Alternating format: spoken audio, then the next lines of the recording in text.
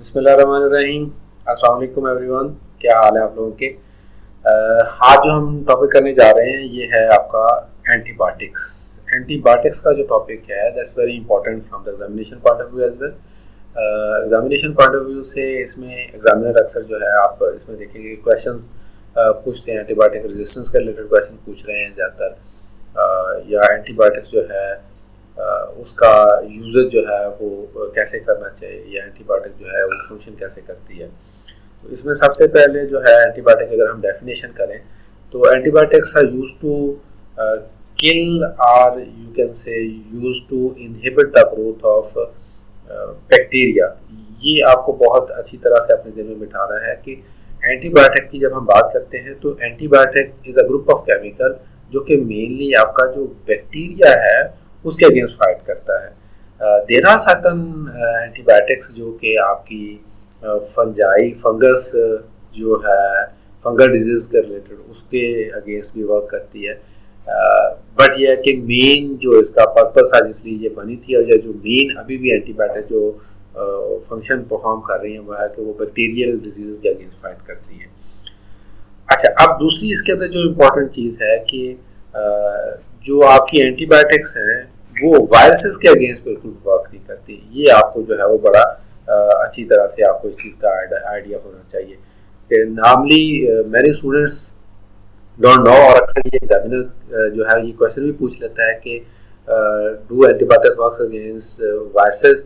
तो वायरस क्योंकि एक सेल नहीं है, ये भी आपको बता दें कि virus is not a cell. और इवन वायरस का तो ये भी कंफ्यूजन है कि whether it is a living organism और नॉट। तो जब ये लिविंग ऑर्गेनिज्म ही नहीं है तो फिर इसके अगेंस्ट एंटीबायोटिक वर्क कैसे करेगी, क्योंकि एंटीबायोटिक का वर्किंग का एक प्रॉपर मैकेनिज्म है तो वो इसमें ऑब्वियसली कवर नहीं होता। So there are some fast facts about antibiotics. आपको पता ही होगा पहले की जो एंटीबायोटिक्स हैं these were discovered by Alexander Fleming. Alexander Fleming ने इसको डिस्कवर किया था। एंटीबायोटिक्स जो है वो वायरल इन्फेक्शन के अगेंस्ट फाइट नहीं कर सकती, ये आपका सेकंड पॉइंट आ गया। फिर उसके बाद है फ्लेमिंग ने ही ये प्रेडिक्ट किया था कि जो आपके एंटीबायोटिक्स हैं इनके अगेंस्ट बैक्टीरिया में रेजिस्टेंस ग्रो करेगी, तो that is called antibiotic resistance. ये बड़ा ही इंपॉर्टेंट टॉपिक है हमारा। एंटीबायोटिक आगे kill slow the growth of bacteria. अच्छा, एक और आपने पॉइंट याद रखना, जिस तरह मैंने डेफिनेशन के अंदर भी बताया था कि एंटीबायोटिक्स आइदर किल और inhibit the growth of bacteria. तो मस्ट नहीं है कि वो सिर्फ किल ही करेगी, वो ग्रोथ को स्टॉप कर सकती है या स्लो कर सकती है या उनकी रिप्रोडक्शन को स्टॉप कर सकती है। तो डिफरेंट काइंड्स ऑफ एंटीबायोटिक्स है वो डिफरेंट वे में एक्ट करती हैं। फिर यह कि जब भी कोई आप एंटीबायोटिक लेते हैं तो उसका साइड इफेक्ट लाजमी होता है, like it can cause diarrhoea, stomach upset करती है, नाउशिया काज करती है, और इवन कि जो हमारे हेल्थी सेल्स होते हैं ये उनको भी डैमेज करती है। अब एंटीबायोटिक आपकी वर्क कैसे करती है? सबसे पहले तो बात है कि उसके डिफरेंट वेज है, लाइक ये उनकी ग्रोथ को स्टॉप करती है, उनको किल करती है। तो सबसे पहली जो एंटीबायोटिक है दैट इज कॉल्ड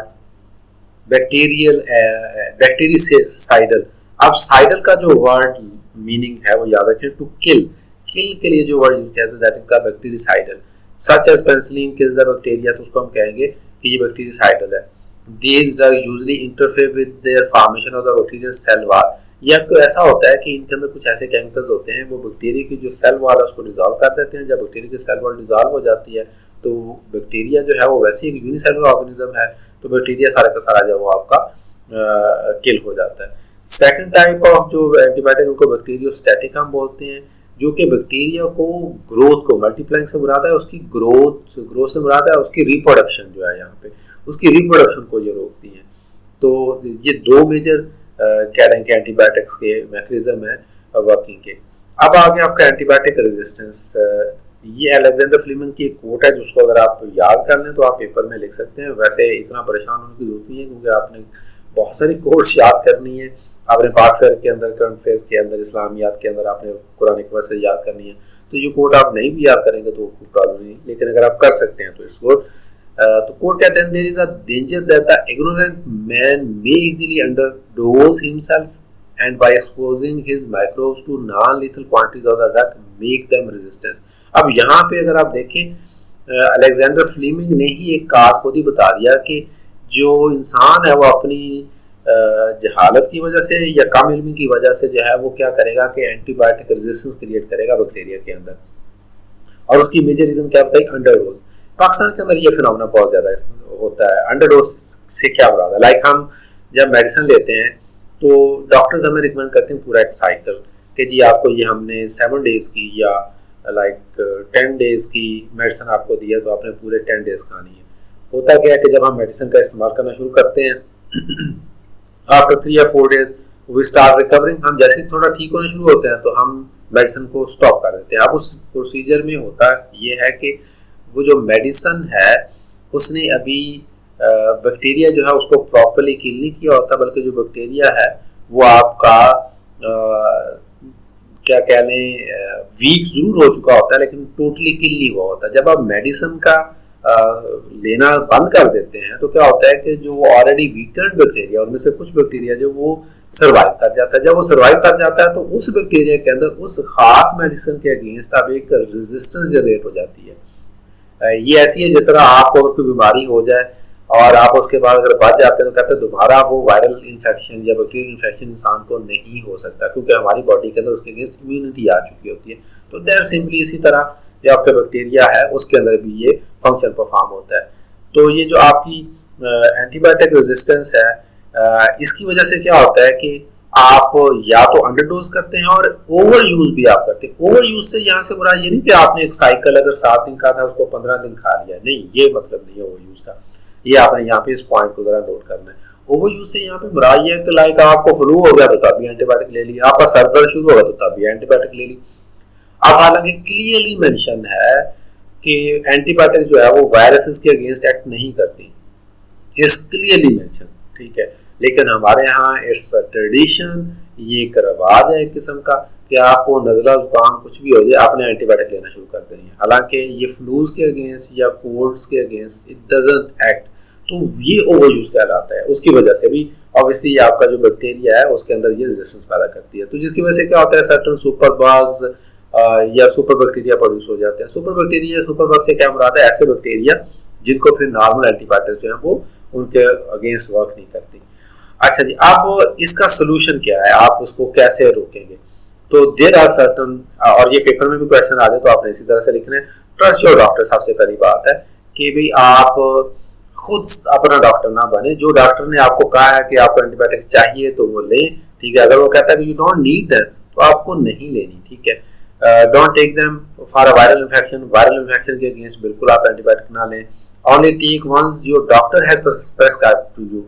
ऐसा नहीं है कि डॉक्टर ने आपको बोला है कि जी आपने पेनिसिलिन लेनी है, आप जो है उसमें क्या करें, आप एंटीबायोटिक जो है वो ऑगमेंटन भी ले लें, आप अमोक्सिसिलिन भी ले लें, मतलब आपका जो दिल करे जो किसी ने बताई है वो आप लेना शुरू कर दें। तो don't do this, take them as directed. उसने सुबह शाम कहा या जो भी रूटीन बताई है, don't skip doses, doses skip ना करें, बल्कि बाकायदा उसमें होता है कि अगर आप उसको डोज स्किप करते हैं तो फिर आपने उसको रिकवर कैसे करना है, इसका भी बाकायदा मेथड होता है। Take them for the full number of days, जितने डेज बताया हुआ 7 डेज या 10 days. Don't save them for later use, specially जो सिरप की शक्ल में आती हैं, जो पाउडर से जिसका सिरप बनाया जाता है या जिसको हम कह लें कि वो सोल्यूशन बना के जिनको इस्तेमाल करते हैं, उनकी तो शेल्फ लाइफ बहुत थोड़ी होती है, उनको तो कभी भी सेव नहीं करना चाहिए फॉर लेटर यूज। जो टैबलेट हैं वो तो चले फिर भी लेटर इस्तेमाल हो सकती हैं, बट ये कि आप पूरा अपना इसका साइकिल करें और इसको आप अंडरडोज या ओवर यूज इसका ना करें। उसके बाद आपका आ जाता है कि जब आप एंटीबायोटिक इस्तेमाल करते हैं उसके साइड इफेक्ट्स भी हैं। उसमें जो कॉमनली उसके साइड इफेक्ट्स हैं, मैंने जैसे आपको पहले भी डिस्कस कर चुका हूँ, डायरिया हो गया, नौशिया हो गया, उसके बाद वोमिटिंग है, फिर इसके अंदर जो है वो आपका रैशेज या रेडनेस भी हो जाती है, और इवन कि ये जो आपका डाइजेस्टिव ट्रैक है या जो रिप्रोडक्टिव सिस्टम है ये उसको भी अब आपका इफेक्ट करती है। Now come the types of antibiotic. Type of antibiotic से मुराद यहाँ पे है ग्रुप्स ऑफ एंटीबायोटिक्स, उसकी केमिकल बेसिस पे हम उसको कैसे करेंगे। एक तो इसकी टाइप हम इस तरह से भी क्लासिफाई कर सकते हैं ना, उसके एक्शन की बेसिस पे, like whether they are bactericidal और बैक्टीरियोस्टैटिक। तो बैक्टीरियासाइडल जो है वो जो बैक्टीरिया को किल कर देती हैं, और बैक्टीरियोस्टैटिक जो है उसको मल्टीप्लाई होने से रोकती हैं या उनकी जो ग्रोथ है उसको क्या कर देती हैं, स्लो डाउन कर देती हैं। लेकिन हम यहाँ पे उसकी केमिकल कंपोजिशन की बेसिस को क्लासीफाई कर रहे हैं।